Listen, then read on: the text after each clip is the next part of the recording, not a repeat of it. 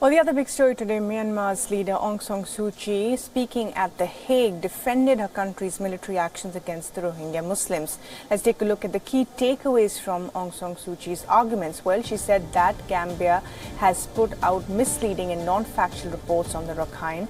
She called the case of violence in the Rakhine state a complex one which is centuries old, while she admitted that the military used air power in the Rakhine state. On one occasion, she added that the military mainly retaliated in self-defense. She also said that the conflict in the Rakhine was centuries old and demanded that legal proceedings should run their course in the country. Suu Kyi also claimed that the term clearance operation had been misinterpreted by the world community.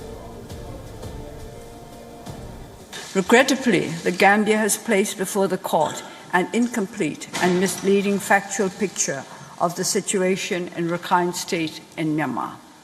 Yet it is of the utmost importance that the court assess the situation obtaining on the ground in Rakhine dispassionately and accurately. The first 3 days of the hearing will focus on military clearance operations in 2017 against the Rohingya Muslims. Remember, Rohingya Muslims are minorities in Myanmar. The operation forced 700,000 people to flee across the border to neighboring Bangladesh. Myanmar is a Buddhist majority country that considers the Rohingya Muslims to be illegal immigrants and denies them citizenship. Let's also take a look at the accusations closely. Well, the military in Myanmar launched operations against the Rohingya in the Rakhine. They accused of widespread and systematic clearance operations against them. Reports suggest the military intended to destroy Rohingya as a group. The military is also accused of mass murders and rapes. In 2017, 1 million Rohingya Muslims lived in the Rakhine, and Myanmar considers them, as I said, illegal. Aung San Suu Kyi was once considered a human rights champion. In fact, in 1991, Aung San Suu Kyi was awarded the Nobel Peace Prize, but over the years, she has faced international backlash over the Rohingya issue. This case has reached the International Court of Justice after Gambia accused Myanmar of breaching the 1948 Genocide Convention enacted following the Holocaust.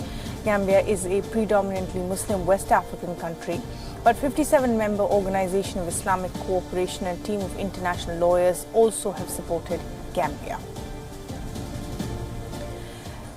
And Nina Maria is now joining us live from Brussels for the latest on this. And Nina, thanks for talking to us this evening. Now, Aung San Suu Kyi seemed to make an emphatic case there for the military and also called this a long-standing historical conflict, an internal war between the Arakkans and the military, nothing to do with the displacement as such.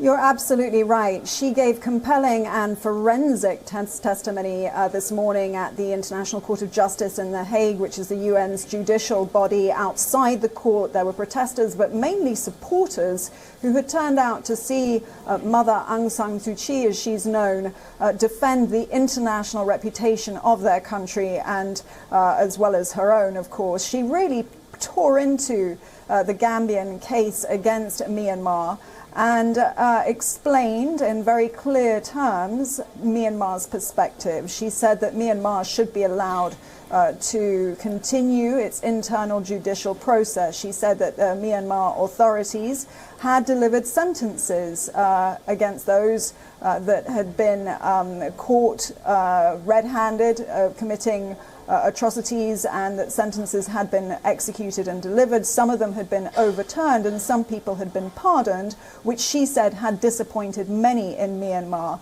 However, she very clearly stated that Myanmar believes that it is bringing its own nationals through a process of accountability, and that the international community should not be rushing Myanmar to carry out that process externally. So it was a robust defense of Myanmar, and on Thursday we'll hear from both sides in the closing arguments as part of the process of this hearing. The case itself is 46 pages of very brutal and detailed allegations against Myanmar, the atrocities that were carried out, testimony from eyewitnesses that saw whole villages burned and families killed, And it was pretty compelling testimony from the Gambians as well on Tuesday.